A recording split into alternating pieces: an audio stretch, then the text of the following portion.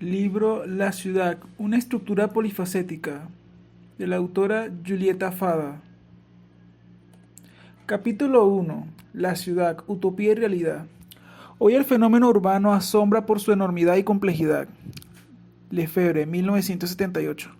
Puede estudiársele desde innumerables ángulos, entre otros la historia, la geografía, la economía, la política, la sociología, la arquitectura, el arte, más para captar, entender, intervenir, modificar o incluso crear esa enormidad y complejidad.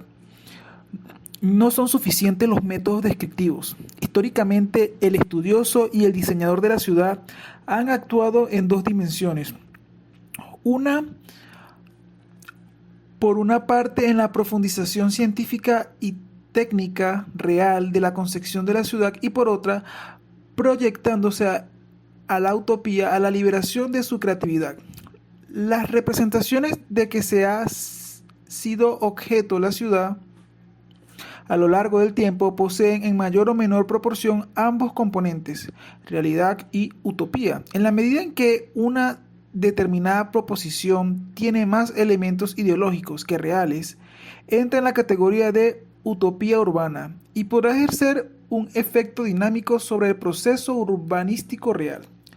Cuando ella alcanza mayores grados de verosimilitud, estará en condiciones de alimentar el instrumento técnico y teórico de la práctica urbanística. Sato, 1977. Si bien el componente utópico en cualquier disciplina es altamente polémico, dentro del urbanismo se le han reconocido aspectos positivos. Algunos de estos se refieren al carácter activo de los ideales que surgen de la abstracción y que tienen un gran potencial de movilización de la urbanística, ya que son capaces de generar propósitos transformadores de la realidad. Otras ventajas frente a los modelos esencialmente técnicos dicen relación con la facultad de señalar posibilidades y de superar limitaciones a través del así llamado principio de la esperanza. El presente capítulo versa sobre tres principales enfoques interpretativos de la ciudad moderna. En cada uno de ellos se privilegia mayoritariamente o el aspecto realidad o el aspecto utopía. 1. El fenómeno urbano. ¿Qué es una ciudad? Generalmente la respuesta a esta pregunta se restringe a mencionar sus elementos físicos. Sin embargo, la ciudad no es la suma de edificios y de calles. Ella está esencialmente integrada por los hombres que la habitan. Más allá de cada edificio, calle o urbanización que se nos explicita en su materialidad, existe una serie de determinantes intangibles que de alguna manera inciden en la forma que adopta ese espacio físico. La conformación de la ciudad es el producto de un complejo y dinámico proceso en el que intervienen aspectos sociales, políticos y económicos. En este capítulo nos referiremos al fenómeno urbano que se desarrolla a partir de la Revolución Industrial. En una primera instancia se trata de introducir al lector en la complejidad del espacio urbano. Para ello, se discuten dos temas íntimamente relacionados: los principales rasgos distintivos de la ciudad y algunas nociones acerca del proceso de urbanización. Rasgos distintivos generales de la ciudad. Uno de los rasgos distintivos de lo urbano es su carácter de aglomeración humana. En general se tiende a hablar de ciudades cuando se registra una concentración relativamente alta de población en una porción limitada de espacio. Negrón. O dicho de otra manera, la ciudad estaría constituida por una población relativamente grande que habita en forma compacta en un territorio pequeño. Singer, 1975. Ambas definiciones indican que en dicha área la densidad de población es mayor a lo que se tiene en el espacio como globalidad, pero además de la concentración de personas y directamente relacionado con ello, en la ciudad se produce una concentración de recursos, tales como servicios y edificaciones de diferentes tipos, las cuales albergan funciones diversas. Entre las construcciones urbanas se cuentan las gubernamentales, educacionales, asistenciales, habitacionales, viales, infraestructurales, etc. Otra característica de la ciudad dice relación con el tipo de actividad que desempeñan sus habitantes. La mayor parte de ellos no realiza actividades primarias, es decir, agropecuarias o extractivas, las cuales resultan incompatibles con el uso intensivo de su suelo que requiere la ciudad. Por el contrario, sus habitantes se dedican mayoritariamente a proporcionar servicios y a trabajar en las industrias. Luego, son estas actividades, servicios, incluyendo comercio y manufactura, las que caracterizan a la ciudad. En consecuencia, por el momento podríamos visualizar la ciudad como un conjunto concentrado de hombres y de actividades en un espacio construido. Sin embargo, ese espacio construido detrás de su visible apariencia física encierra una serie de determinaciones y relaciones no siempre evidentes, las que definirán y darán especificidad a cada ciudad. Nos referimos a las relaciones establecidas dentro del grupo social que ocupa ese espacio y que lo determinan. Con ello queremos decir que los vínculos entre los elementos que forman una ciudad no se producen por azar o coincidencia, sino que responden a una racionalidad, a la lógica, a la realidad sociohistórica en que se inscriben, específica para cada caso. Relacionado con ello mismo, podemos agregar que además de los rasgos hasta aquí mencionados, también se produce centralización de poder en la ciudad. Ello se debe a que la ciudad monopoliza las instancias de toma de decisiones. El espacio es la base material de la sociedad. Él se genera y conforma de acuerdo a su correspondiente estructura económica social. Así, a nivel interurbano, ciudades nacidas de realidades históricas diferentes presentan rasgos distintivos típicos para su propia realidad. Por consiguiente, el análisis y planificación del espacio en general y la ciudad en particular no pueden desconectarse de su contexto social. Volviendo a la idea inicial de la ciudad como concentradora de población, veamos algunos ejemplos de cómo se dan algunas de estas características en Latinoamérica. La urbanización ha sido un fenómeno mundial. Sin embargo, este proceso se ha dado con mayor velocidad en América Latina. Venezuela, Argentina y Chile muestran para 1980 los más altos porcentajes del continente en lo que se refiere a población urbana. Véase cuadro 1. En el mismo cuadro puede también observarse cómo se ha dado el crecimiento de población urbana en los principales países latinoamericanos y el brusco salto que manifiestan en especial Brasil, Colombia y Perú.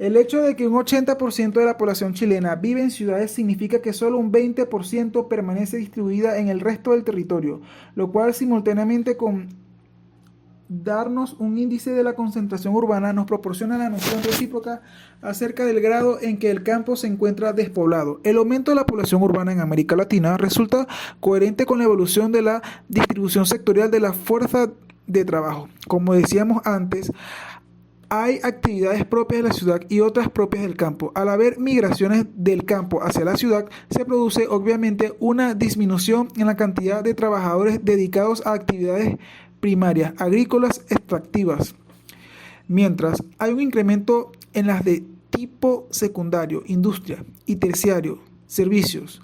Pinto, 1985, nos da algunos índices al respecto. En América Latina, entre los años 1960 y 1980, la fuerza de trabajo en agricultura habría disminuido del 47% al 31%, mientras que en la industrial habría aumentado del 20% al 24% y en servicio del 33% al 45%. Complementando la información anterior, los cuadros 2A y 2B dan a conocer respectivamente cuál ha sido la evolución en Chile y en Venezuela de la distribución demográfica entre población urbana y rural. Como puede observarse en los últimos 40 años, 1952-1992, la población urbana de Chile pasó de ser del 60% a 83,5%. En cifras absolutas, este fenómeno implica un crecimiento de más de 7.5 millones de habitantes y un violento proceso de urbanización.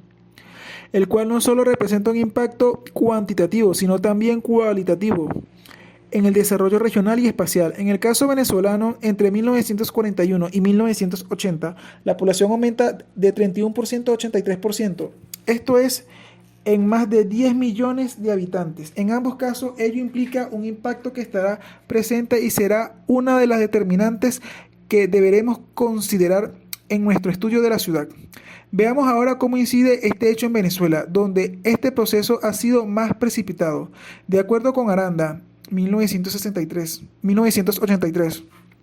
una transformación de las dimensiones alcanzadas allí solo fue posible por las condiciones particulares que asumió el desarrollo del capitalismo en un país agrario atrasado, bajo el impacto de la explotación petrolera. De hecho, el descubrimiento del petróleo en Venezuela en el segundo decenio de este siglo tuvo repercusiones importantes en la organización del espacio nacional y en la urbanización. Santos, 1973, enumera algunas consecuencias directas en este aspecto, tanto de orden local como extralocal.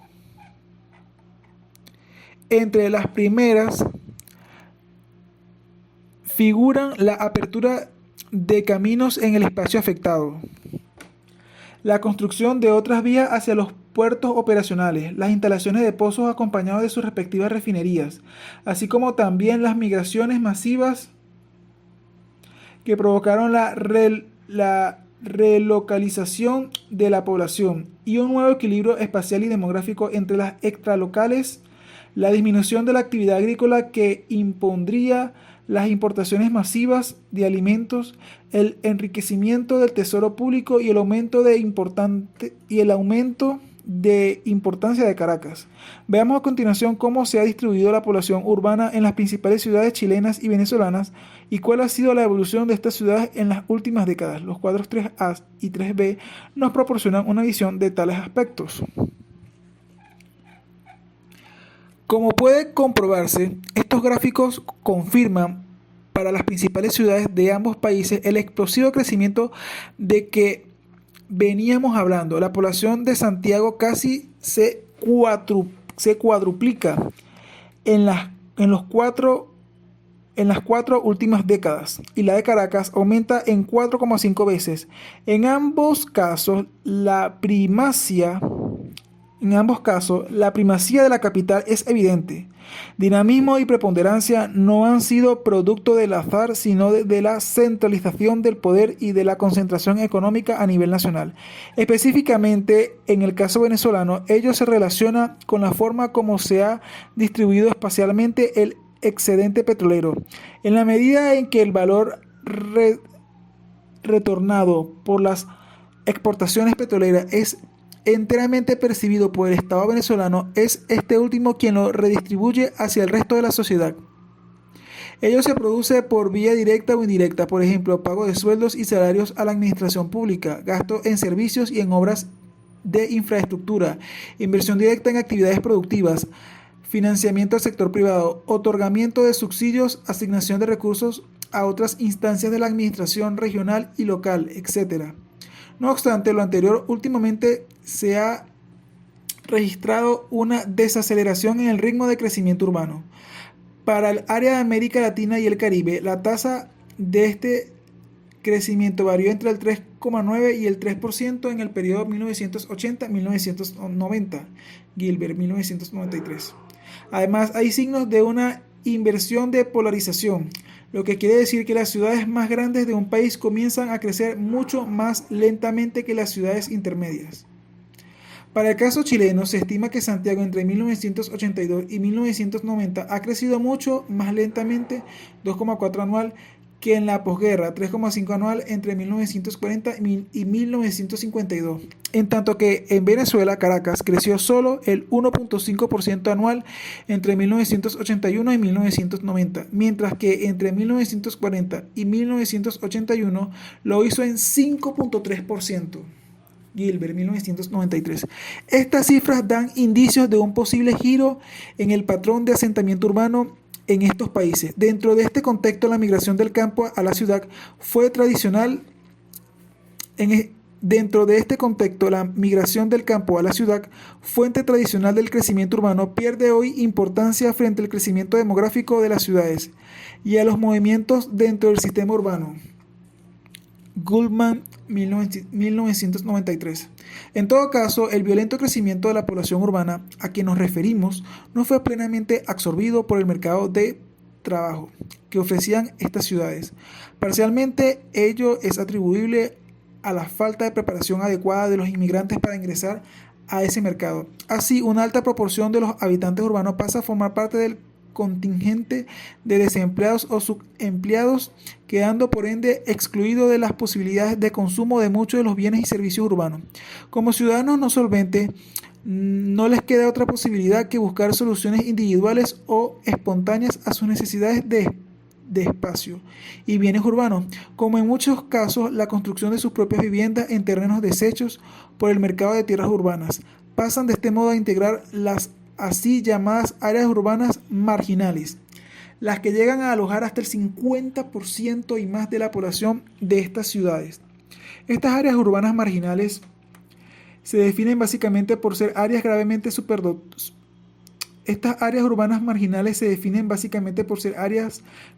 subdotadas de servicios comunitarios esenciales, donde hay serias insuficiencias en el servicio de acueductos y donde las redes de cloacas y alcantarillado son poco menos que inexistentes, donde el sistema de transporte colectivo, cuando existe, es caro e ineficiente, donde hay problemas crónicos con la dotación de energía, sea eléctrica o de gas. Y el servicio de aseo urbano se presta cuando se presta muy esporádicamente, donde por último las mismas edificaciones utilizadas como viviendas están con frecuencia por debajo de los niveles mínimos de habitabilidad y a veces incluso amenazadas en su misma estabilidad física. Tanto el tamaño y crecimiento de las aglomeraciones como estas particularidades degradatorias del ambiente que caracterizan a las ciudades de los países subdesarrollados plantean la necesidad de un control en el espacio urbano y territorial, control sobre el cual al menos teóricamente existe consenso de que sea el Estado como organismo regulador y planificador del desarrollo quien lo ejerza. La ciudad producto de múltiples intervenciones. De este modo, la conformación de la ciudad será condicionada por relaciones económicas, sociales, político-jurídicas y administrativas. Por ende, será el resultado de una amplia gama de intervenciones. Estas intervenciones van desde las más individuales y espontáneas, ¿cuáles son las de los habitantes que invaden terrenos y fabrican precariamente sus viviendas, pasando por la iniciativa empresarial privada, hasta la más socializada como es la acción planificadora del aparato estatal a través de sus diversas políticas y organismos de planificación? Aquí abordaremos el estudio de la ciudad desde el punto de vista de sus agentes, Estado y otros actores. Sin embargo, antes de entrar en este análisis, daremos una visión de los principales enfoques interpretativos del urbano a partir de la revolución industrial. Ello por cuanto el estado actual de esta disciplina no es independiente de lo que ha sucedido anteriormente. ¿Cuál ha sido el proceso evolutivo de la teoría urbanística? En la evolución del saber humano se produce una decantación y acumulación seleccionada de conocimientos. Los adelantos teóricos de hoy necesariamente están relacionados con estadios anteriores.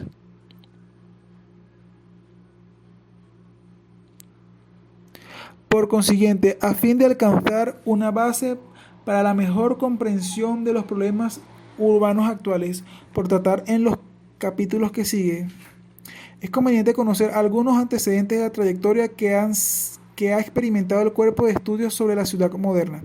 En función de tal objetivo y en atención a que el propósito del presente capítulo no es hacer un estudio histórico en profundidad, sino suministrar algunas nociones introductorias para el posterior análisis urbano, solo veremos los enfoques interpretativos más relevantes. Para ello partiremos de la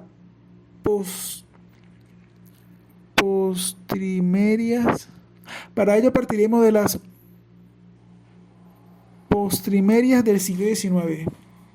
Para abordar la reseña de tales enfoques nos parece muy esclarecedor el esquema que utiliza de Terán, 1971. Según este autor, el urbanismo, al igual que cualquier otro campo del conocimiento, se encamina hacia una formulación científica. Requiere de un proceso de maduración, esa evolución de las distintas disciplinas tendientes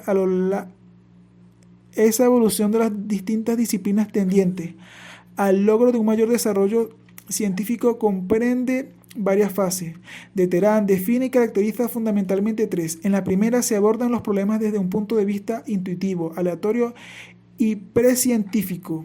La elaboración de la hipótesis o proposiciones carece de rigor y por ende representa solo interpretaciones idealistas o anticipaciones imaginativas en una primera aproximación a la interpretación de la realidad.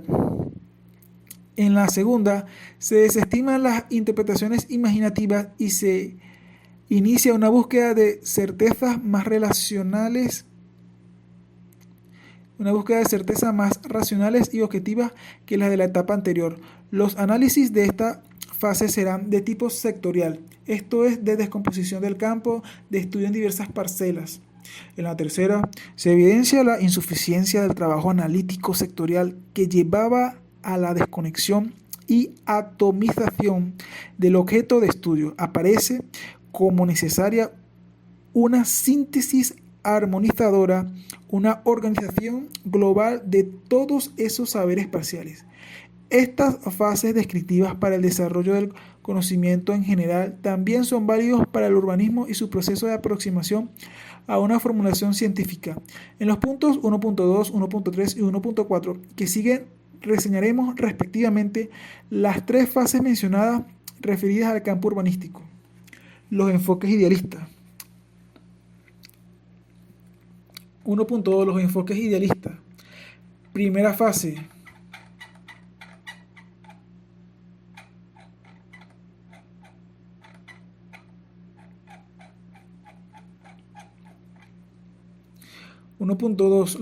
Los enfoques idealistas, primera fase, 1900-1920. En este acápite focalizaremos la primera fase de desarrollo de la teoría del urbanismo, es decir, los enfoques idealistas. Para tal efecto y para comenzar, nos referiremos a la relación entre el urbanismo moderno y la revolución industrial. Analizaremos luego dos de los principales aportes de esta fase, la ciudad lineal y la ciudad jardín, realizaciones que datan de los albores de 1900. Hoy en día, en el ocaso de nuestro siglo, todavía se percibe la influencia de algunas ideas contenidas en cada una de sus contribuciones. Son precisamente estas dos proposiciones como expresiones de la mencionada primera fase de desarrollo las que se estudiarán en esta parte del texto.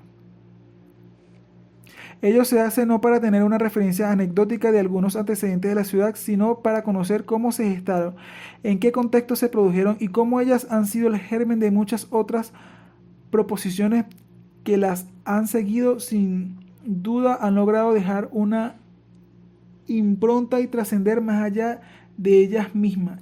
He ahí su importancia.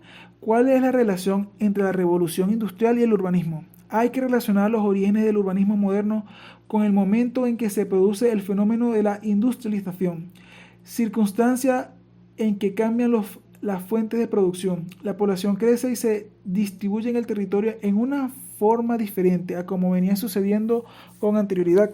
El sistema económico surgido con la revolución industrial se volvió mucho más complejo, pudiéndose distinguir según dos rasgos sobresalientes. El primero se refiere al hecho que en el siglo XIX el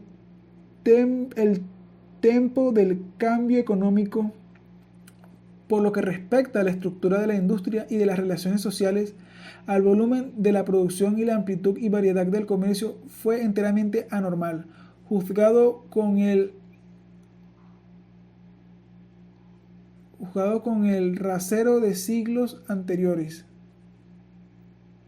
Es evidente que la interpretación del mundo económico del siglo XIX debe referirse esencialmente a su cambio y a su movimiento, Doc, 1975. El segundo hecho es que el escenario económico del siglo XIX presenta una combinación de circunstancias excepcionalmente favorables para el florecimiento de una sociedad capitalista, periodo de cambio técnico en el aumentó rápidamente la productividad del trabajo. Presenció también un incremento anormalmente pronunciado del número de proletariados. Un incremento anormalmente pronunciado del número de proletarios. Arnold Toynbee menciona la rapidez mucho mayor que caracteriza el crecimiento de la población. Como la primera cosa que nos sorprende en la revolución industrial, este cambio crucial transformó radicalmente el proceso de producción. No solo exigió a los obreros se concentraran en un único lugar de trabajo, la fábrica, sino que impuso al proceso de producción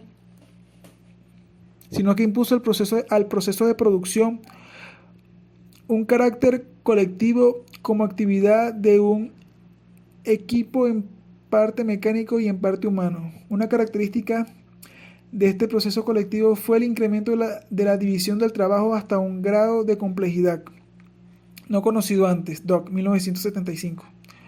De Terán, en 1985, en su artículo El problema urbano, hace referencia al impacto que representó la revolución industrial en las ciudades de la época, especialmente en lo relativo a la localización de un gran número de fábricas dentro del radio urbano y al consiguiente movimiento migratorio. El resultado de este proceso de crecimiento carente de controles y planificación y dirigido a maximizar los provechos económicos redundó en una dislocación y degradación del espacio urbano. Son célebres las descripciones hechas por Dickens, Engels, 1977, y Chadwick, que ilustran el panorama lacerante, la destrucción de los valores de la ciudad y las condiciones de inhabitabilidad urbana alcanzadas en ese momento. De todo lo anterior se desprende que la transformación social inducida por la revolución industrial provoca grandes cambios en la ciudad. El desarrollo urbano, que venía produciéndose sin ningún tipo de supervisión y obedeciendo exclusivamente al libre juego de las fuerzas sociales, se vuelve hacia fines del siglo XIX más caótico y angustioso. Se acentúa la degradación social y ambiental y el divorcio entre lo urbano y lo rural. Esta situación de crisis lleva a plantear como algo imprescindible la necesidad de ordenamiento y control del crecimiento urbano. Es así como en este sentido los primeros pasos estarán guiados por dos principios fundamentales: la negación del mencionado libre juego de las fuerzas sociales o laissez-faire como forma de organización, oponiendo una voluntad de orden social y urbano contrario a las tendencias espontáneas. La formulación de propuestas concretas para contraponer un orden al caótico crecimiento de la ciudad no planeada y a los problemas de desintegración entre la industria, la agricultura y la residencia. De Tarek, 1971. Surgen en consecuencia diversos modelos, entre los que se destacan la ciudad lineal 1882 de Arturo Soria y la ciudad jardín 1898 de Ebenezer Howard. La ciudad lineal. ¿Qué propone el modelo de ciudad lineal de Soria?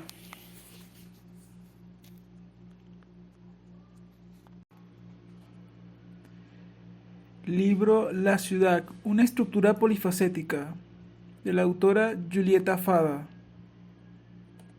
Capítulo 1. La ciudad, utopía y realidad. Hoy el fenómeno urbano asombra por su enormidad y complejidad. Lefebvre, 1978. Puede estudiársele desde innumerables ángulos, entre otros la historia, la geografía, la economía, la política, la sociología, la arquitectura, el arte. Más para captar, entender, intervenir, modificar o incluso crear esa enormidad y complejidad. No son suficientes los métodos descriptivos. Históricamente, el estudioso y el diseñador de la ciudad han actuado en dos dimensiones. Por una parte, en la profundización científica y técnica real de la concepción de la ciudad y por otra, proyectándose a la utopía, a la liberación de su creatividad. Las representaciones de que se ha sido objeto la ciudad a lo largo del tiempo poseen en mayor o menor proporción ambos componentes, realidad y utopía. En la medida en que una determinada proposición tiene más elementos ideológicos que reales, entra en la categoría de utopía urbana y podrá ejercer un efecto dinámico sobre el proceso urbanístico real. Cuando ella alcanza mayores grados de verosimilitud, estará en condiciones de alimentar el instrumento técnico y teórico de la práctica urbanística. Sato, 1977. Si bien el componente utópico en cualquier disciplina es altamente polémico, dentro del urbanismo se le han reconocido aspectos positivos. Algunos de estos se refieren al carácter activo de los ideales que surgen de la abstracción y que tienen un gran potencial de movilización de la urbanística, ya que son capaces de generar propósitos transformadores de la realidad. Otras ventajas frente a los modelos esencialmente técnicos dicen relación con la facultad de señalar posibilidades y de superar limitaciones a través del así llamado principio de la esperanza. El presente capítulo versa sobre tres principales enfoques interpretativos de la ciudad moderna. En cada uno de ellos se privilegia mayoritariamente o el aspecto realidad o el aspecto utopía. 1. El fenómeno urbano. ¿Qué es una ciudad? Generalmente la respuesta a esta pregunta se restringe a mencionar sus elementos físicos. Sin embargo, la ciudad no es la suma de edificios y de calles. Ella está esencialmente integrada por los hombres que la habitan. Más allá de cada edificio, calle o urbanización que se nos explicita en su materialidad, existe una serie de determinantes intangibles que de alguna manera inciden en la forma que adopta ese espacio físico. La conformación de la ciudad es el producto de un complejo y dinámico proceso en el que intervienen aspectos sociales, políticos y económicos. En este capítulo nos referiremos al fenómeno urbano que se desarrolla a partir de la Revolución Industrial. En una primera instancia se trata de introducir al lector en la complejidad del espacio urbano. Para ello, se discuten dos temas íntimamente relacionados: los principales rasgos distintivos de la ciudad y algunas nociones acerca del proceso de urbanización. Rasgos distintivos generales de la ciudad. Uno de los rasgos distintivos de lo urbano es su carácter de aglomeración humana. En general se tiende a hablar de ciudades cuando se registra una concentración relativamente alta de población en una porción limitada de espacio, Negrón. O dicho de otra manera, la ciudad estaría constituida por una población relativamente grande que habita en forma compacta en un territorio pequeño, Singer, 1975. Ambas definiciones indican que en dicha área la densidad de población es mayor a lo que se tiene en el espacio como globalidad, pero además de la concentración de personas y directamente relacionado con ello, en la ciudad se produce una concentración de recursos, tales como servicios y edificaciones de diferentes tipos, las cuales albergan funciones diversas. Entre las construcciones urbanas se cuentan las gubernamentales, educacionales, asistenciales, habitacionales, viales, infraestructurales, etc. Otra característica de la ciudad dice relación con el tipo de actividad que desempeñan sus habitantes. La mayor parte de ellos no realiza actividades primarias, es decir, agropecuarias o extractivas, las cuales resultan incompatibles con el uso intensivo de su suelo que requiere la ciudad. Por el contrario, sus habitantes se dedican mayoritariamente a proporcionar servicios y a trabajar en las industrias. Luego, son estas actividades, servicios, incluyendo comercio y manufactura, las que caracterizan a la ciudad. En consecuencia, por el momento podríamos visualizar la ciudad como un conjunto concentrado de hombres y de actividades en un espacio construido.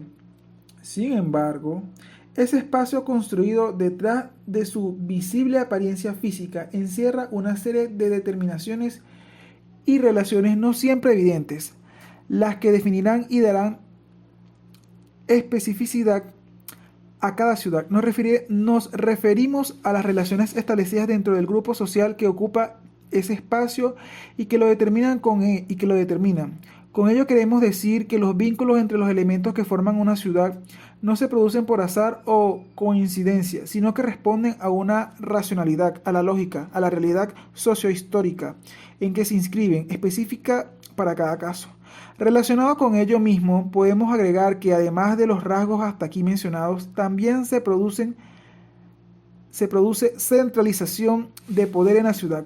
Ello se debe a que la ciudad monopoliza las instancias de toma de decisiones. El espacio es la base material de la sociedad. Él se genera y conforma de acuerdo a su correspondiente estructura económica social.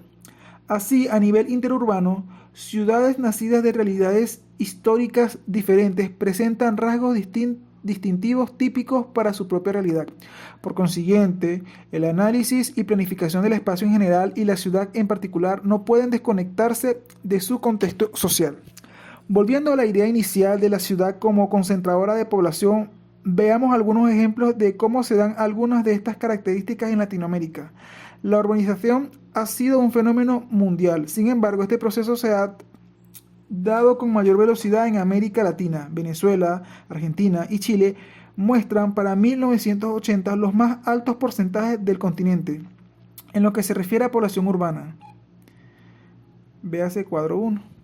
En el mismo cuadro puede también observarse cómo se ha dado el crecimiento de población urbana en los principales países latinoamericanos y el brusco salto que manifiestan en especial Brasil, Colombia y Perú.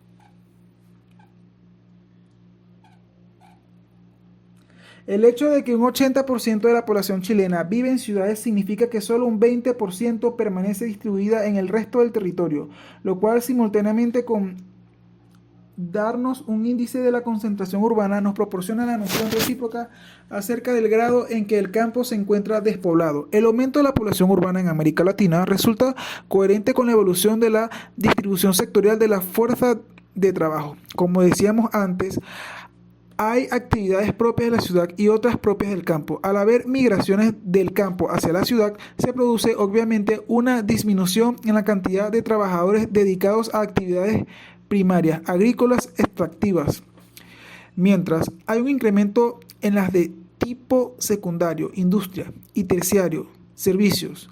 Pinto, 1985, nos da algunos índices al respecto. En América Latina, entre los años 1960 y 1980, la fuerza de trabajo en agricultura habría disminuido del 47% al 31%, mientras que en la industrial habría aumentado del 20% al 24% y en servicio del 33% al 45%. Complementando la información anterior, los cuadros 2A y 2B dan a conocer respectivamente cuál ha sido la evolución en Chile y en Venezuela de la distribución demográfica entre población urbana y rural. Como puede observarse en los últimos 40 años, 1952-1992, la población urbana de Chile pasó de ser del 60% a 83,5%. En cifras absolutas, este fenómeno implica un crecimiento de más de 7.5 millones de habitantes y un violento proceso de urbanización, el cual no solo representa un impacto cuantitativo, sino también cualitativo en el desarrollo regional y espacial. En el caso venezolano, entre 1941 y 1980, la población aumenta de 31% a 83%. Esto es en más de 10 millones de habitantes. En ambos casos, ello implica un impacto que estará presente y será una de las determinantes que deberemos considerar en nuestro estudio de la ciudad. Veamos ahora cómo incide este hecho en Venezuela, donde este proceso ha sido más precipitado. De acuerdo con Aranda, 1983, una transformación de las dimensiones alcanzadas allí solo fue posible por las condiciones particulares que asumió el desarrollo del capitalismo en un país agrario atrasado, bajo el impacto de la explotación petrolera. De hecho, el descubrimiento del petróleo en Venezuela en el segundo decenio de este siglo tuvo repercusiones importantes en la organización de del espacio nacional y en la urbanización, Santos, 1973, enumera algunas consecuencias directas en este aspecto, tanto de orden local como extralocal. Entre las primeras figuran la apertura de caminos en el espacio afectado, la construcción de otras vías hacia los puertos operacionales, las instalaciones de pozos acompañados de sus respectivas refinerías, así como también las migraciones masivas que provocaron la relocalización de la población y un nuevo equilibrio espacial y demográfico entre las extralocales, la disminución de la actividad agrícola que impondría las importaciones masivas de alimentos, el enriquecimiento del tesoro público y el aumento de importancia de Caracas. Veamos a continuación cómo se ha distribuido la población urbana en las principales ciudades chilenas y venezolanas y cuál ha sido la evolución de estas ciudades en las últimas décadas. Los cuadros 3A y 3B nos proporcionan una visión de tales aspectos. Como puede comprobarse, estos gráficos confirman para las principales ciudades de ambos países el explosivo crecimiento de que veníamos hablando. La población de Santiago casi se cuadruplica en las cuatro últimas décadas y la de Caracas aumenta en 4,5 veces. En ambos casos, la primacía de la capital es evidente. Dinamismo y preponderancia no han sido producto del azar, sino de la centralización del poder y de la concentración económica a nivel nacional. Específicamente, en el caso venezolano, ello se relaciona con la forma como se ha distribuido espacialmente el excedente petrolero. En la medida en que el valor retornado por las exportaciones petroleras es enteramente percibido por el Estado venezolano, es este último quien lo redistribuye hacia el resto de la sociedad. Ello se produce por vía directa o indirecta, por ejemplo, pago de sueldos y salarios a la administración pública, gasto en servicios y en obras de infraestructura, inversión directa en actividades productivas, financiamiento al sector privado, otorgamiento de subsidios, asignación de recursos a otras instancias de la administración regional y local, etc. No obstante lo anterior, últimamente se ha registrado una desaceleración en el ritmo de crecimiento urbano. Para el área de América Latina y el Caribe, la tasa de este crecimiento varió entre el 3,9 y el 3% en el periodo 1980-1990, Gilbert, 1993. Además, hay signos de una inversión de polarización, lo que quiere decir que las ciudades más grandes de un país comienzan a crecer mucho más lentamente que las ciudades intermedias. Para el caso chileno, se estima que Santiago entre 1982 y 1990 ha crecido mucho más lentamente, 2,4 anual, que en la posguerra, 3,5 anual entre 1940 y 1952. En tanto que en Venezuela, Caracas, creció solo el 1,5% anual entre 1981 y 1990, mientras que entre 1940 y 1981 lo hizo en 5,3%.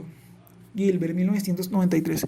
Estas cifras dan indicios de un posible giro en el patrón de asentamiento urbano en estos países. Dentro de este contexto, la migración del campo a la ciudad fue tradicional. Dentro de este contexto, la migración del campo a la ciudad, fuente tradicional del crecimiento urbano, pierde hoy importancia frente al crecimiento demográfico de las ciudades y a los movimientos dentro del sistema urbano. Goldman, 1993. En todo caso, el violento crecimiento de la población urbana a que nos referimos no fue plenamente absorbido por el mercado de trabajo que ofrecían estas ciudades. Parcialmente, ello es atribuible a la falta de preparación adecuada de los inmigrantes para ingresar a ese mercado. Así, una alta proporción de los habitantes urbanos pasa a formar parte del contingente de desempleados o subempleados, quedando por ende excluido de las posibilidades de consumo de muchos de los bienes y servicios urbanos. Como ciudadanos no solventes, no les queda otra posibilidad que buscar soluciones individuales o espontáneas a sus necesidades de espacio y bienes urbanos, como en muchos casos la construcción de sus propias viviendas en terrenos deshechos por el mercado de tierras urbanas. Pasan de este modo a integrar las así llamadas áreas urbanas marginales, las que llegan a alojar hasta el 50% y más de la población de estas ciudades. Estas áreas urbanas marginales se definen básicamente por ser áreas gravemente superdotadas. Estas áreas urbanas marginales se definen básicamente por ser áreas gravemente subdotadas de servicios comunitarios esenciales, donde hay serias insuficiencias en el servicio de acueductos y donde las redes de cloacas y alcantarillado son poco menos que inexistentes, donde el sistema de transporte colectivo, cuando existe, es caro e ineficiente, donde hay problemas crónicos con la dotación de energía, sea eléctrica o de gas. Y el servicio de aseo urbano se presta cuando se presta muy esporádicamente, donde por último las mismas edificaciones utilizadas como viviendas están con frecuencia por debajo de los niveles mínimos de habitabilidad y a veces incluso amenazadas en su misma estabilidad física. Tanto el tamaño y crecimiento de las aglomeraciones como estas particularidades degradatorias del ambiente que caracterizan a las ciudades de los países subdesarrollados plantean la necesidad de un control en el espacio urbano y territorial, control sobre el cual al menos teóricamente existe consenso de que sea el Estado como organismo regulador y planificador del desarrollo quien lo ejerza. La ciudad producto de múltiples intervenciones. De este modo, la conformación de la ciudad será condicionada por relaciones económicas, sociales, político-jurídicas y administrativas. Por ende, será el resultado de una amplia gama de intervenciones. Estas intervenciones van desde las más individuales y espontáneas, ¿cuáles son las de los habitantes que invaden terrenos y fabrican precariamente sus viviendas, pasando por la iniciativa empresarial privada, hasta la más socializada como es la acción planificadora del aparato estatal a través de sus diversas políticas y organismos de planificación? Aquí abordaremos el estudio de la ciudad desde el punto de vista de sus agentes, Estado y otros actores. Sin embargo, antes de entrar en este análisis, daremos una visión de los principales enfoques interpretativos del urbano a partir de la Revolución Industrial. Ello por cuanto el estado actual de esta disciplina no es independiente de lo que ha sucedido anteriormente. ¿Cuál ha sido el proceso evolutivo de la teoría urbanística? En la evolución del saber humano se produce una decantación y acumulación seleccionada de conocimientos. Los adelantos teóricos de hoy necesariamente están relacionados con estadios anteriores.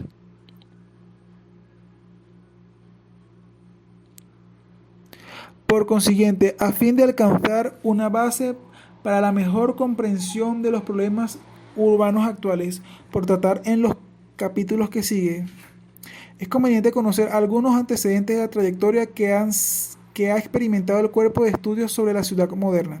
En función de tal objetivo y en atención a que el propósito del presente capítulo no es hacer un estudio histórico en profundidad, sino suministrar algunas nociones introductorias para el posterior análisis urbano, solo veremos los enfoques interpretativos más relevantes.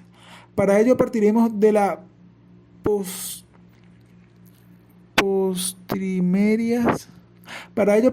las postrimerias del siglo XIX. Para abordar la reseña de tales enfoques nos parece muy esclarecedor el esquema que utiliza de Terán, 1971. Según este autor, el urbanismo, al igual que cualquier otro campo del conocimiento, se encamina hacia una formulación científica. Requiere de un proceso de maduración, esa evolución de las distintas disciplinas tendientes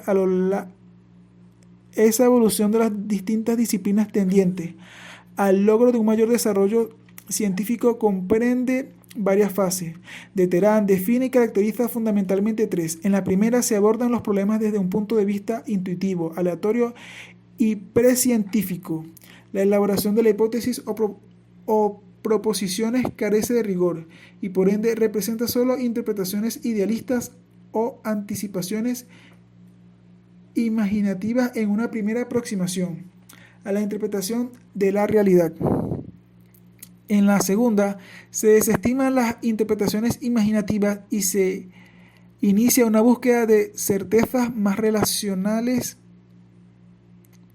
una búsqueda de certezas más racionales y objetivas que las de la etapa anterior. Los análisis de esta fase serán de tipo sectorial, esto es, de descomposición del campo de estudio en diversas parcelas. En la tercera, se evidencia la insuficiencia del trabajo analítico sectorial que llevaba a la desconexión y atomización del objeto de estudio. Aparece como necesaria una síntesis armonizadora, una organización global de todos esos saberes parciales. Estas fases descriptivas para el desarrollo del conocimiento en general también son válidos para el urbanismo y su proceso de aproximación a una formulación científica.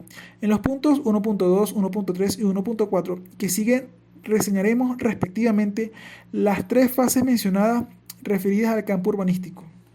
Los enfoques idealistas. 1.2 Los enfoques idealistas. Primera fase.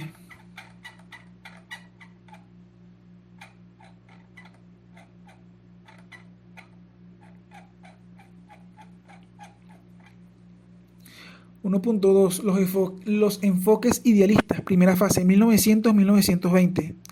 En este acápite focalizaremos la primera fase de desarrollo de la teoría del urbanismo, es decir, los enfoques idealistas. Para tal efecto y para comenzar, nos referiremos a la relación entre el urbanismo moderno y la revolución industrial. Analizaremos luego dos de los principales aportes de esta fase, la ciudad lineal y la ciudad jardín, realizaciones que datan de los albores de 1900. Hoy en día, en el ocaso de nuestro siglo, todavía se percibe la influencia de algunas ideas contenidas en cada una de sus contribuciones. Son precisamente estas dos proposiciones como expresiones de la mencionada primera fase de desarrollo las que se estudiarán en esta parte del texto. Ello se hace no para tener una referencia anecdótica de algunos antecedentes de la ciudad, sino para conocer cómo se gestaron, en qué contexto se produjeron y cómo ellas han sido el germen de muchas otras proposiciones que las han seguido. Sin duda han logrado dejar una impronta y trascender más allá de ellas mismas. He ahí su importancia. ¿Cuál es la relación entre la revolución industrial y el urbanismo? Hay que relacionar los orígenes del urbanismo moderno con el momento en que se produce el fenómeno de la industrialización, circunstancia en que cambian las fuentes de producción. La población crece y se distribuye en el territorio en una forma diferente a como venía sucediendo con anterioridad. El sistema económico surgido con la revolución industrial se volvió mucho más complejo, pudiéndose distinguir según dos rasgos sobresalientes. El primero se refiere al hecho que en el siglo XIX el tempo del cambio económico, por lo que respecta a la estructura de la industria y de las relaciones sociales, al volumen de la producción y la amplitud y variedad del comercio, fue enteramente anormal, juzgado con el rasero de siglos anteriores. Es evidente que la interpretación del mundo económico del siglo XIX debe referirse esencialmente a su cambio y a su movimiento, Doc, 1975. El segundo hecho es que el escenario económico del siglo XIX presenta una combinación de circunstancias excepcionalmente favorables para el florecimiento de una sociedad capitalista, periodo de cambio técnico en el aumento rápidamente la productividad del trabajo. Presenció también un incremento anormalmente pronunciado del número de proletarios.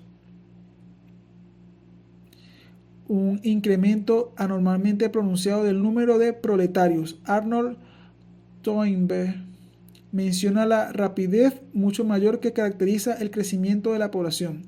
Como la primera cosa que nos sorprende en la revolución industrial, este cambio crucial transformó radicalmente el proceso de producción. No solo exigió a los obreros se concentraran en un único lugar de trabajo, la fábrica, sino que impuso el proceso de producción sino que impuso al proceso de producción un carácter colectivo como actividad de un equipo en parte mecánico y en parte humano. Una característica de este proceso colectivo fue el incremento de la división del trabajo hasta un grado de complejidad no conocido antes, Doc, 1975.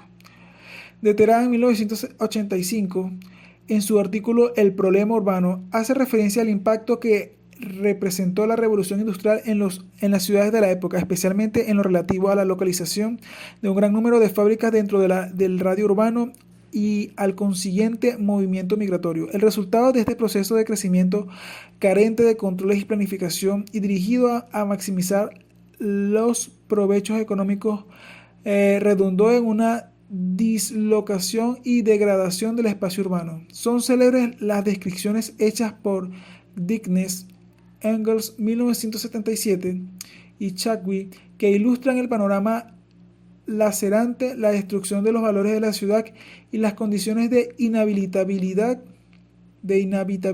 urbana alcanzadas en ese momento. De todo lo anterior se desprende que la transformación social inducida por la revolución industrial provoca grandes cambios en la ciudad. El desarrollo urbano que venía produciéndose sin ningún tipo de supervisión y obedeciendo exclusivamente al libre juego de las fuerzas sociales se vuelve hacia fines del siglo XIX más caótico y angustioso. Se acentúa la degradación social y ambiental y el divorcio entre lo urbano y lo rural. Esta situación de crisis lleva a plantear como algo imprescindible la necesidad de ordenamiento y control del crecimiento urbano. Es así como en este sentido los primeros pasos estarán guiados por dos principios fundamentales: la negación del mencionado libre juego de las fuerzas sociales o laissez-faire como forma de organización, oponiendo una voluntad de orden social y urbano contrario a las tendencias espontáneas. La formulación de propuestas concretas para contraponer un orden al caótico crecimiento de la ciudad no planeada y a los problemas de desintegración entre la industria, la agricultura y la residencia. De Tarek, 1971. Surgen en consecuencia diversos modelos entre los que se destacan la ciudad lineal 1882 de Arturo Soria y la ciudad jardín 1898 de Ebenezer Howard. La ciudad lineal, ¿qué propone el modelo de ciudad lineal de Soria?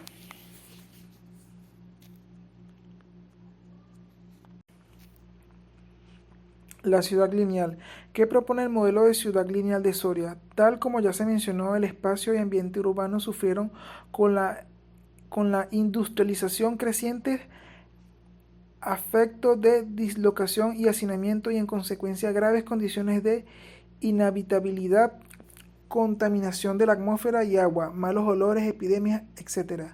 La proposición de Soria español que vivió de 1844 a 1920, se inscribe dentro de las aspiraciones de la época tendentes a mejorar el ambiente degradado de las ciudades y su habitabilidad, a descongestionarlas y a restituir el equilibrio ciudad-campo y el contacto hombre-naturaleza. La idea clave del modelo de ciudad lineal se fundamenta en uno de los adelantos de la propia revolución industrial, el ferrocarril. La ciudad lineal se concibe como una franja urbanizada, la que se desarrolla a lo largo de una vía férrea o tranviaria. Esta permitiría el rápido desplazamiento de sus usuarios físicamente. La ciudad lineal estaría formada por una calle principal de 40 metros de anchura mínima, cuyo eje correspondería a dos o más vías de ferrocarril. El subsuelo de este eje albergaría todas las conducciones de servicios urbanos. Perpendicularmente al mismo, se ubicarían las calles secundarias y parcelas rectangulares formando un cinturón longitudinal de alrededor de 500 metros de ancho. Véase figura 1 y 2. Las viviendas unifamiliares se conciben íntimamente relacionadas con el campo, inscritas en grandes superficies de jardines y huertas y una edificación muy dispersa. todo lo cual indicaría en un mejoramiento de las condiciones higiénicas intermitentemente coincidiendo con las estaciones. Se establecería una cadena de centros de vida comunitaria animados por el comercio y los servicios públicos, de Teherán 1985. De esta forma, la ciudad lineal serviría de unión entre las ciudades punto de tipo tradicional, creándose con el tiempo una red en cada país y entre diferentes países. Según Soria, las ciudades lineales podrían ir desde Cádiz a San Petersburgo o desde Pekín a Bruselas.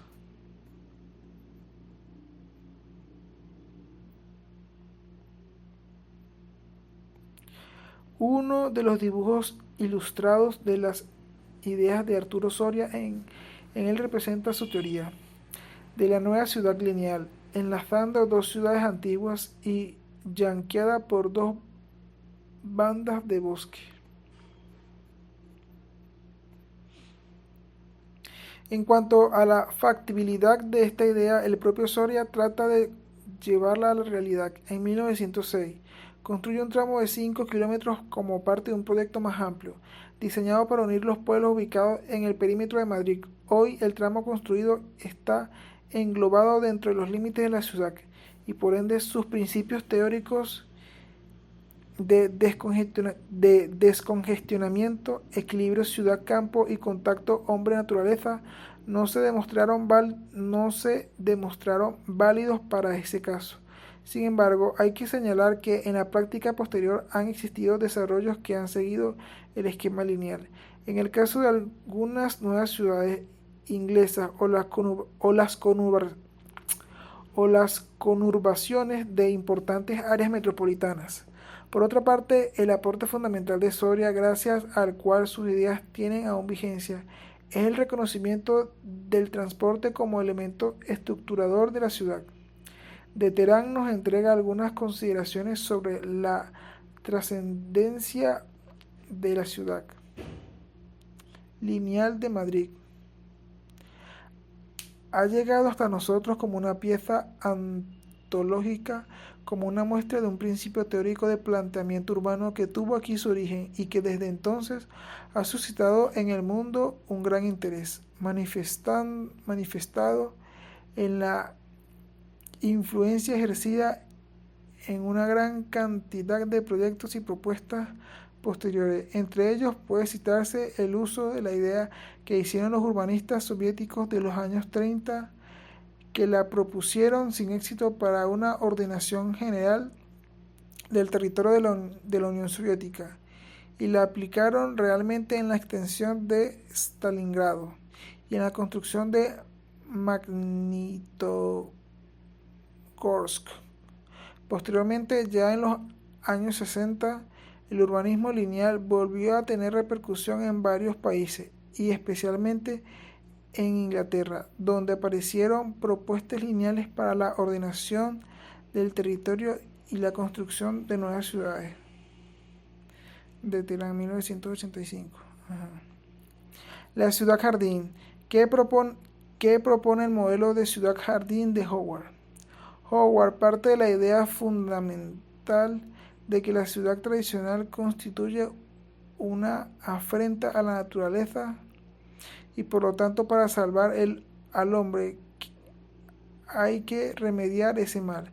Su modelo de ciudad-jardín puede relacionarse con una parte con la tradición anglosajona basada en la vivienda de tipo unifamiliar con huerto o jardín. Por otra parte, se inspira en cuanto a su idea de comunidad.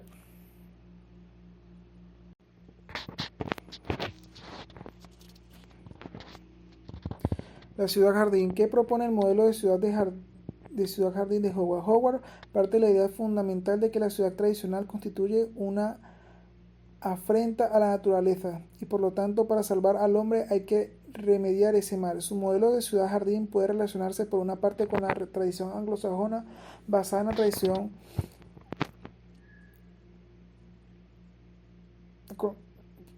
su modelo de ciudad jardín puede relacionarse por una parte con la tradición anglosajona basada en la vivienda de tipo unifamiliar, con huerto o jardín.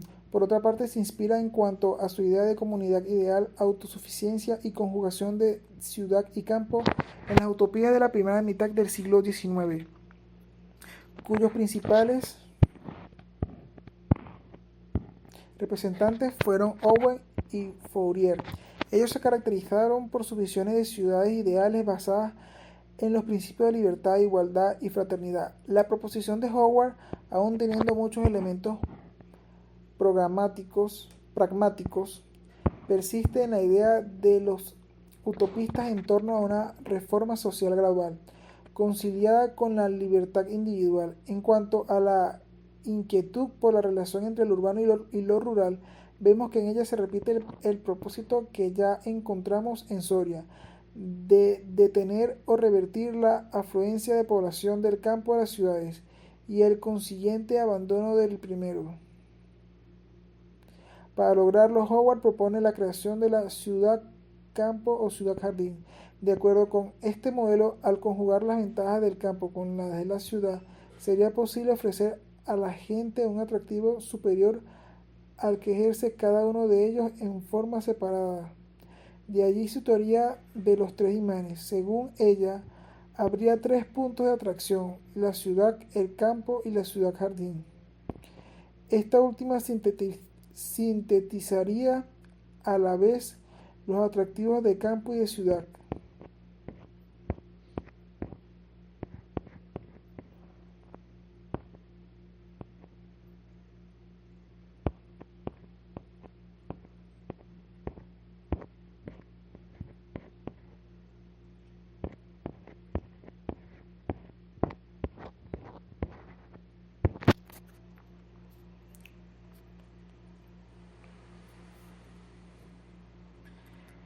En el modelo teórico de ciudad-jardín se concibe la ciudad como autosuficiente y se determina el ordenamiento espacial de la misma. Se definen grandes separaciones entre edificios de baja altura, las cuales serán ocupadas por zonas verdes. Se establece una relación adecuada entre áreas para vivienda e industria y se mantiene una alta proporción de superficie para el cinturón agrícola. Este, además de cumplir las funciones productivas y de agrado, sería un elemento fundamental para impedir el crecimiento urbano.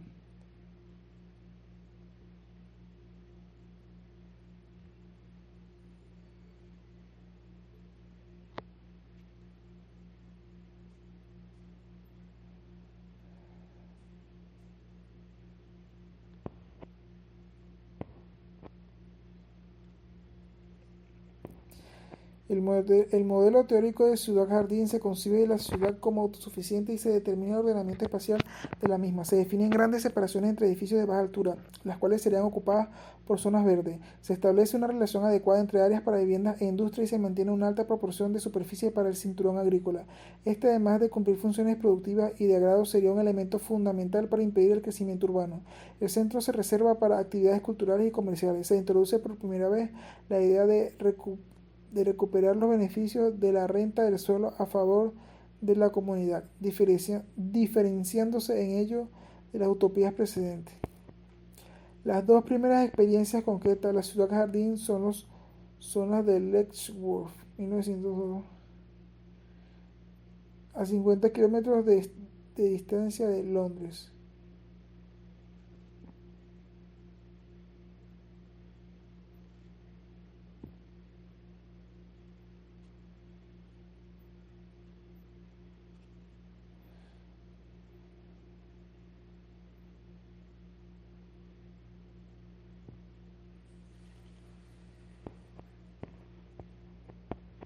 Las dos primeras experiencias concretas de Ciudad Jardín son las de Letchworth, 1902. La zona 4 es ocupada por viviendas de sectores de ingresos medios y altos, trabajadores de cuello blanco. La zona 5 corresponde a espacios dormitorios de personas que deben desplazarse diariamente entre su habitación y el lugar de trabajo. Los pendulares. En ella existen centros comerciales dispersos. La explicación del por qué se producen círculos concéntricos se completará más adelante en el capítulo 2, cuando se habla de renta urbana. La expansión de la ciudad se daría entonces en la forma concéntrica descrita y estaría además determinada por los siguientes procesos complementarios. Invasión-sucesión, infiltración de un grupo social o actividad de una zona dominada por otro grupo. Segregación, especialización de determinadas zonas en cuanto a actividades o a categorías sociales. Centralización, descentralización, atracción hacia el centro cuya influencia disminuye al alejarse del mismo. Concentración, desconcentración, densificación de población y actividades en ciertas zonas determinadas, produciéndose densidades urbanas diferenciales. Adicionalmente a las objeciones ya señaladas por el enfoque ecológico como un todo, las principales críticas que se han hecho a este modelo se refieren en particular a la falta de adaptación del crecimiento de muchas ciudades al esquema circular, a la falta de la supuesta homogeneidad en las áreas urbanas, a la existencia de más de un punto focal en una ciudad. El modelo de los sectores radiales de Hoyt. La hipótesis de Hoyt nace en la crítica de la validez de la forma concéntrica del modelo de Burgess, forma no compatible con la heterogeneidad en el acceso al centro por las diferentes vialidades. La teoría de Hoyt se refiere básicamente a la estructura espacial y a los cambios de localización residencial, los cuales serían definidos por la dirección radial y coincidente con las líneas de transporte que siguen los grupos de más altos ingresos. Los grupos con distintos niveles de ingreso dentro de una ciudad tienden a vivir en zonas diferentes. Estas se configuran de acuerdo con su modelo, según sectores de círculo. Véase figura 10. 1. El centro. 2. Las fábricas e industria ligera. El 3. Zonas residenciales bajos ingresos. 4. Zonas residenciales altos ingresos. 5. Zonas residenciales altos ingresos. 4. Zonas residenciales ingresos medios. 5. Zonas residenciales altos ingresos. Según Hoyt, las zonas residenciales de alquileres altos y medios tienden a ser adyacentes, mientras que aquellas de alquileres bajos ocuparían sectores completamente diferentes y apartados. En la medida en que crece la población, algunos sectores internos en la zona residencial de lujo pueden ser abandonados por los grupos de niveles de ingresos más elevados y ocupados por grupos de menores ingresos.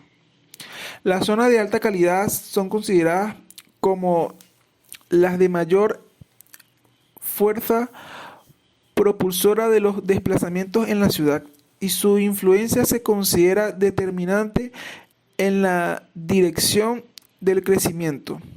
Estas zonas tienden a situarse a lo largo de las líneas de mayor accesibilidad. En la figura 10 se ilustra este modelo. De acuerdo al mismo, la zona 1 corresponde al distrito comercial de la ciudad. La zona 2 contienen fábricas de industria ligera y comercios al por mayor, situados en el extremo opuesto a la zona residencial de lujo. La localización de estas actividades también es influida por la mayor accesibilidad. En la zona 3 se ubican los sectores de bajos ingresos, en las cercanías de las áreas fabriles. La zona 4 corresponden a los sectores de clase media próximos a la zona 5 de residencias de lujo. Estas últimas tienden a expandirse hacia afuera en forma radial. Por dicha razón, Hoyt atribuye la dirección de la expansión de la ciudad a esta traslación radial de los sectores de altos ingresos, los cuales terminan apropiándose de buena parte de los recursos de la municipalidad.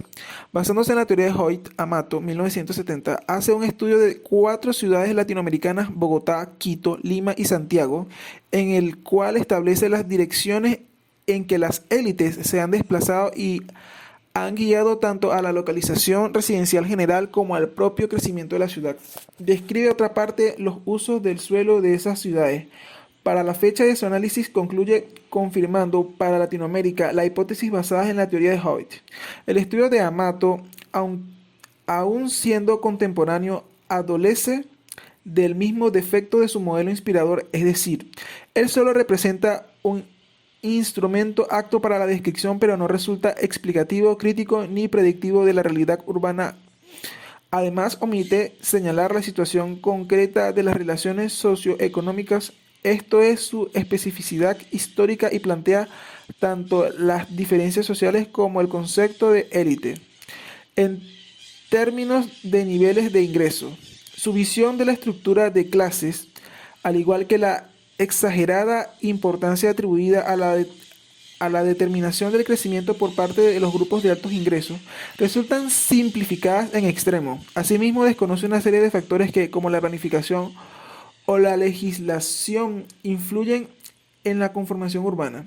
El modelo de núcleos múltiples de Harris y Hullman.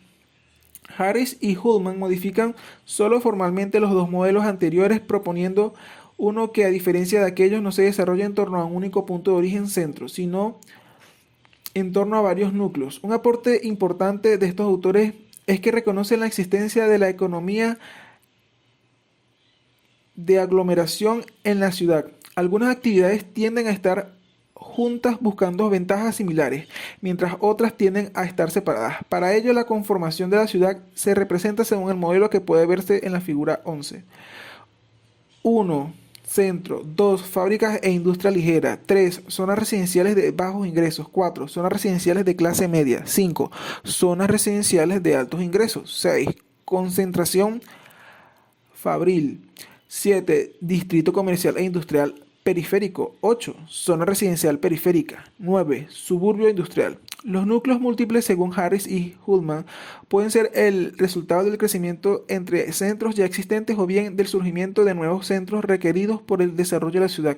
El número de núcleos y sus respectivas funciones serían variables de acuerdo con las características de cada ciudad. Una vez desarrollado un núcleo, este actuaría como foco, del cual surgiría una estructura organizada del uso del suelo y una sucesión de zonas de ingresos escalonados alrededor del mismo. Richardson, 1973. Como ya dijimos, tanto el modelo de Hoy como el de Harris y Hullman son solo una modificación formal y una prolongación de la proposición de Burgess. Ellos no superan muchas de las limitaciones de esta última. Hoy incurre además en una visión sobresimplificada de las clases sociales. No obstante, el análisis del modelo multinuclear de Harris y Hullman aplicado a las nuevas áreas metropolitanas logra captar mejor que las anteriores la complejidad de las mismas, volviéndose a las objeciones que se han hecho al enfoque ecológico. Hemos visto que, por una parte, ellas se refieren a la generalización que pretenden los modelos. Ellos, basados en observaciones empíricas realizadas en Chicago y por lo tanto válidas para condiciones muy específicas, aspiran a ser el patrón de las ciudades occidentales en general. Además, frente al constante incremento de las contradicciones económicas y sociales en la ciudad moderna, esta concepción se limita a un levantamiento acrítico de los hechos urbanos. Por otra parte, aluden a la extrapolación mecanicista que se hace de lo que ocurre en el mundo vegetal y animal al mundo humano, sin entrar a especificar las causas y los procesos ni a interpretarlos. Figura número 11, modelo de Harris y Hullman. Fuente Richardson, 1973. Estos modelos resultan así puramente descriptivos y no explicativos de la dinámica del cambio y de los contenidos sociales. El análisis económico se reduce entonces a la combinación de los factores de localización funcional con la segregación espacial determinados por las relaciones de competencia y dominación, donde la ley del mercado es el principio básico de la ocupación del suelo. Sin embargo, hay que reconocer el aporte que representan algunos conceptos descritos por estos autores y que, como los de dominación y los de invasión-sucesión, son aún aplicables válidamente a la descripción de procesos actuales. Por otra parte, es indiscutible la importancia teórica que este enfoque representa en la evolución de la teoría sobre el desarrollo urbano. Al abrir el debate y plantearse el análisis de la ciudad como un todo estructurado y al proponer la posibilidad de comprender diferentes realidades a partir de los mismos principios o patrones que explican el uso de la tierra urbana y formas de segregación de sus habitantes. Concluyendo, podemos decir que tanto los urbanistas, arquitectos, como los ecólogos sociales aquí estudiados se inscriben dentro de las condiciones descritas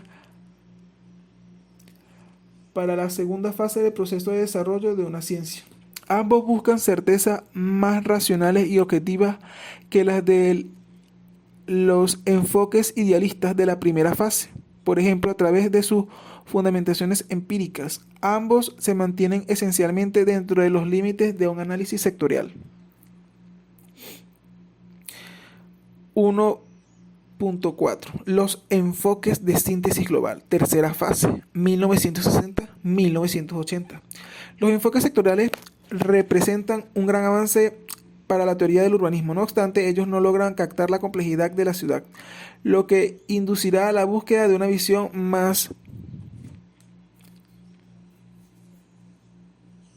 totalizadora de la realidad urbana.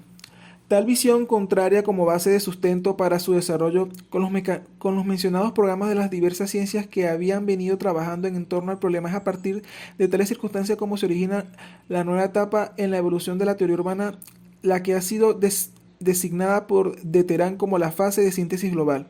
Un urbanismo, al igual que en obras disciplinas, será el método estructuralista al que proporcione una interpretación alternativa de la realidad. A través de este método se trata de aprender la complejidad urbana, estudiándola como un sistema de relaciones que asegura la unidad y la coherencia del conjunto del fenómeno analizado. De modo, el concepto de estructura urbana expuesto por algunos representantes del estructuralismo pasa a ser el eje teórico central de los estudios urbanos.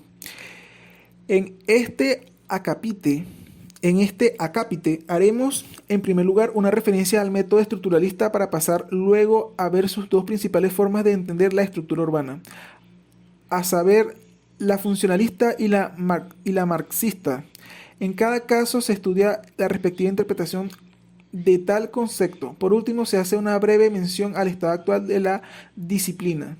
El estructuralismo. ¿Qué es el estructuralismo? Dada la importancia que representan el concepto de estructura urbana dentro de esta disciplina, haremos una interposición para incluir una referencia al mismo y a la corriente intelectual que lo sustenta. Si bien el estructuralismo se aplica como método a la mayoría de las ciencias en su desarrollo inicial, él se adscribió a la lingüística con la introducción por parte de Ferdinand de Saussure de la noción de sistema. Cabe señalar que de Saussure no utilizó el término estructura, sino que fueron sus sucesores quienes sustituyeron la noción de sistema por la de estructura.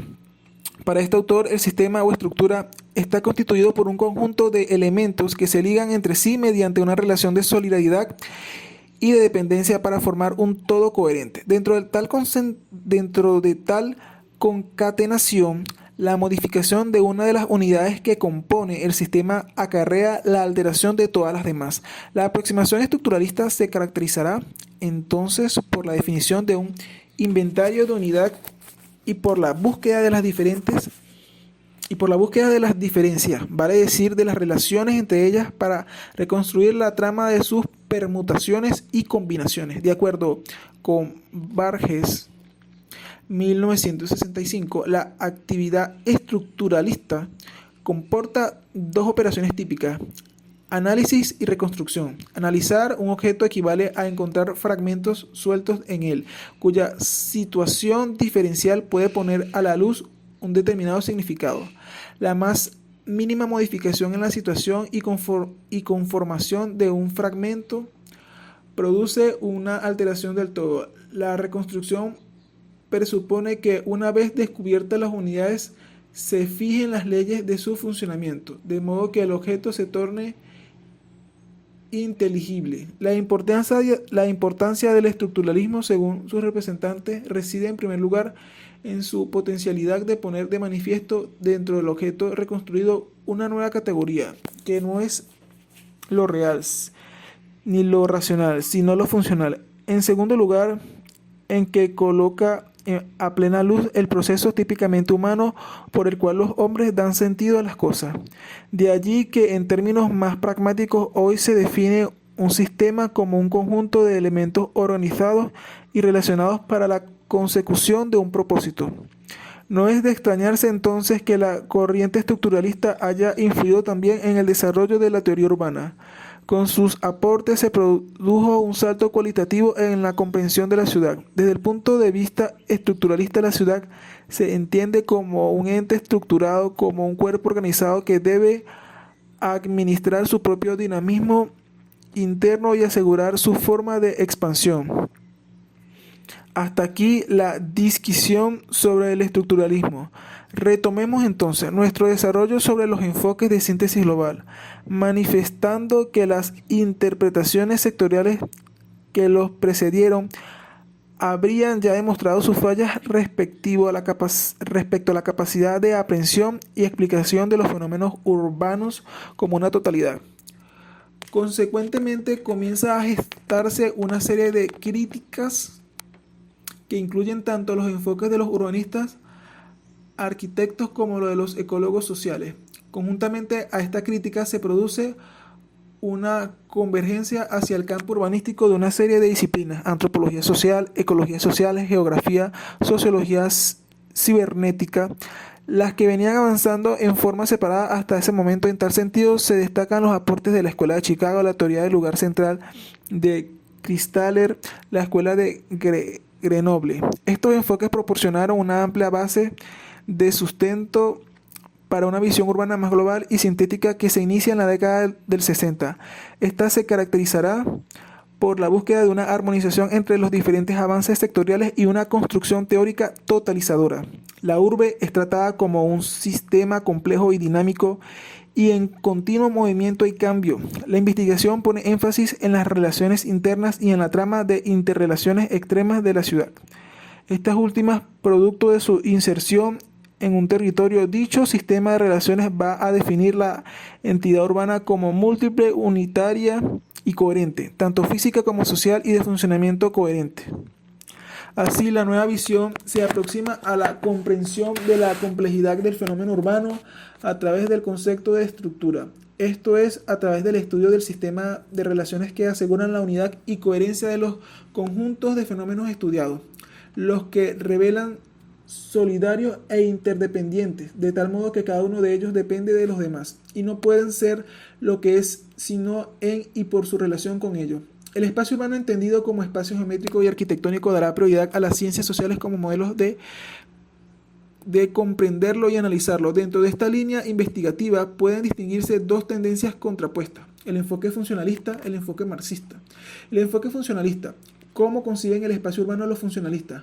Para los funcionalistas, el espacio urbano es un receptáculo previamente existente donde se ubican las funciones y actividades. Entre los principales representantes de este enfoque podemos mencionar a Foillet, Weber y Yukhnovsky. Su análisis tratan de conocer la dinámica del sistema urbano e identificar la estructura que sustenta las funciones de la ciudad. El sistema urbano se entiende como un conjunto de actividades y sus correspondientes interrelaciones. Dentro de este sistema existen subsistemas, esto es, subconjuntos de actividades. De este modo, las funciones y actividades pasan a ser elementos clave de la estructura urbana, formando sistemas. Ellas son además el elemento dinámico de la estructura metropolitana, en contraste con el carácter permanente del aspecto físico-ambiental. El papel de la planificación será entonces adaptar al aspecto físico a las demandas de actividades, o sea, equilibrar la descompensación entre dinamismo funcional y rigidez de las edificaciones. Los esquemas funcionalistas han aportado al estudio urbano una serie de métodos de diagnóstico de la realidad para poder analizar sistemáticamente, con ayuda de modelos u otras técnicas, las alternativas de acción para la forma de decisiones. El enfoque marxista: ¿cómo es concebido el espacio urbano por los marxistas? Una profusión de estudios sobre la ciudad basados en la metodología marxista empieza a surgir a nivel internacional a partir de los años 70 y especialmente en los 70. Empieza a surgir a partir de los años 60 y especialmente en los 70. Ellos tratan de superar la tradición funcionalista en el sentido de que ésta, entre otras cosas, omite la consideración de la producción del espacio y el proceso social tendiente a esa producción. Para los teóricos del marxismo, el espacio es producido como una materialización de las relaciones sociales que se dan en él. Entre los representantes más sobresalientes de este enfoque podemos nombrar a Castle, Harvey, Lippiax, Singer, Quijano y Cardoso, los tres últimos latinoamericanos. Aun cuando estos enfoques no llegaron a un desarrollo acabado de una teoría general, existe una serie de investigaciones que apuntan a tal objetivo. Su principal aporte es el intento de plantear desde un nuevo punto de vista la cuestión urbana, articulando el análisis espacial a las determinantes del modo de producción y a la deformación y de la formación social, y llegando a establecer que el desarrollo de la estructura urbana no es autónomo sino dependiente de las relaciones sociales.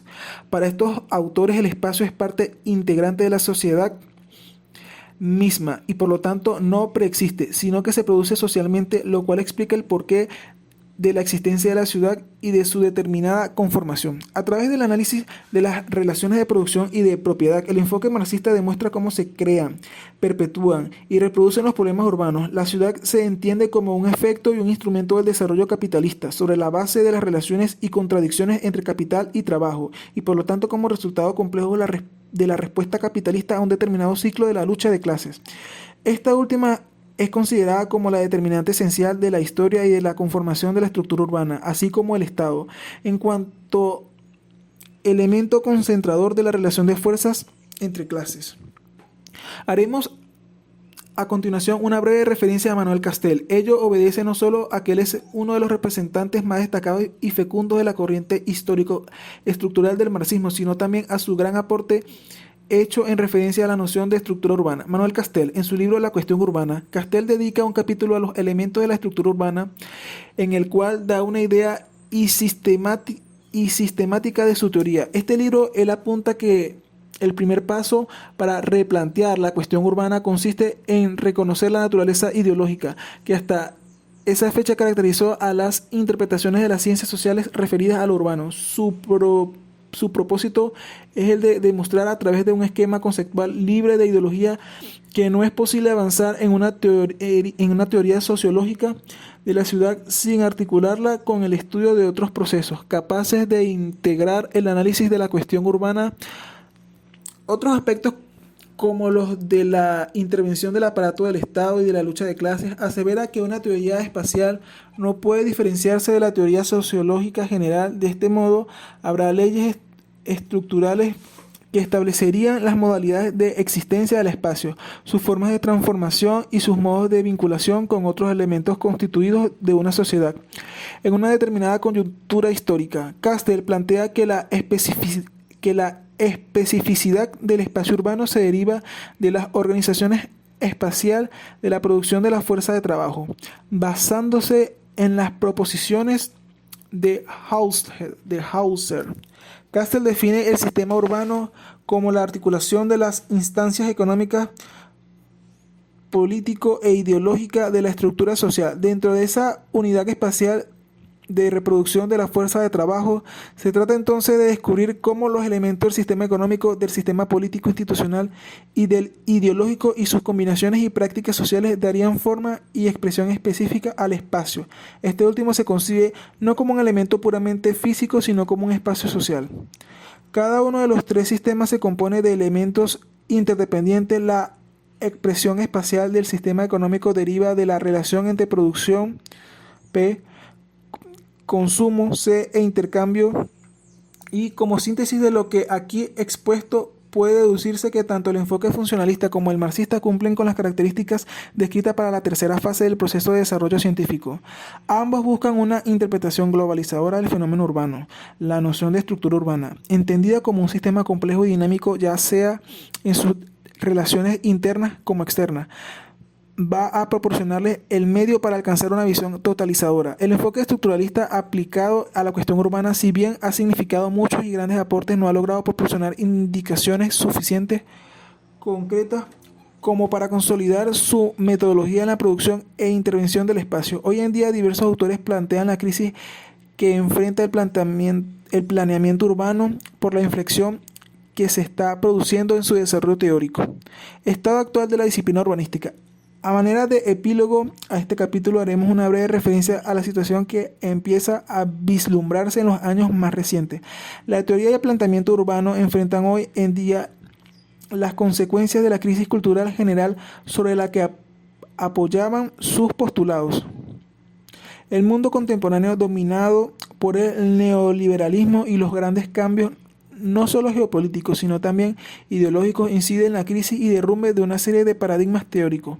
Las ciencias sociales, que habían sido la fundamentación de la teoría urbana recién pasado, se enfrentan a un balance autocrítico y a una revisión de sus planteamientos. Algunos autores hablan de una nueva actitud epistemológica poscientífica en la que se rompe con la etapa cientificista de la fase anterior. La ciudad va a ser entendida como un producto cultural e histórico. La ciudad no tiene naturaleza, tiene historia. De Terán, 1984, citando a Ortega. De este modo, ella no estaría predeterminada por leyes necesarias, sino formada por acontecimientos contingentes. Dentro de este contexto, en determinadas coyunturas, vuelve a adquirir importancia el elemento geométrico, físico, el espacio acotado, definido y configurado por la edificación. Así, la cuestión urbana habría entrado en una nueva situación que podríamos llamar postmoderna.